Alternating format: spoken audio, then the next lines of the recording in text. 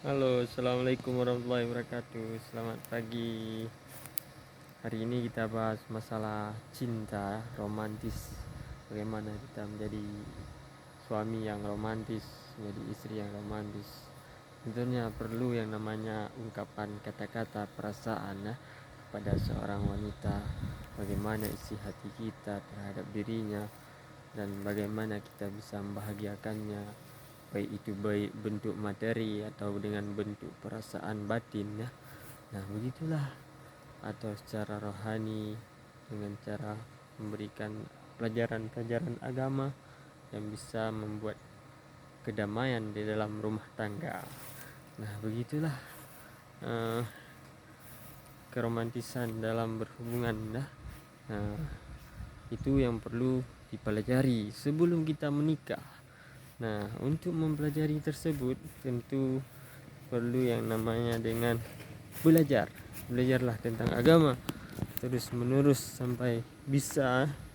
Sampai hari ini alhamdulillah saya masih juga seorang pelajar dan tentunya masih membutuhkan yang namanya belajar. Teruslah belajar. Nah, usia pernikahan yang matang itu kita kisarkan di antara 25 ya sampai 28 lah untuk seorang pemuda laki-laki. Kalau untuk perempuan usia 18 sampai 22 itulah sudah usianya menikah. Nah, dengan menikah muda kita juga dapat membuat rezeki kita semakin lancar. Allah berikan rezeki kepada kita.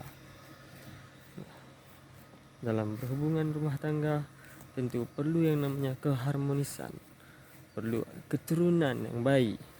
Kita perlu melihat keturunan yang baik, agamanya, agama seorang wanita bagaimana, hartanya, harta kekayaannya, kecantikannya. Nah, kecantikan adalah nomor satu yang perlu kita lihat. Agar kenapa? Nanti di dalam rumah tangga tidak ada keributan, tidak ada permasalahan-permasalahan yang menyebabkan rumah tangga tersebut hancur. Nah, begitulah sampai hari ini saya masih berbicara tentang bagaimana hubungan rumah tangga yang baik kan. Nah, ini air. Air. Juga jangan lupa minum lah. Minum. Nah, jangan lupa sholat, dilaksanakan sehingga rumah tangga semakin romantis dan sampai akhir hayat memisahkan kita melakukan ibadah banyak hal bersama-sama dalam rumah tangga. Itu adalah aktivitas yang sangat panjang, ibadah yang sangat panjang.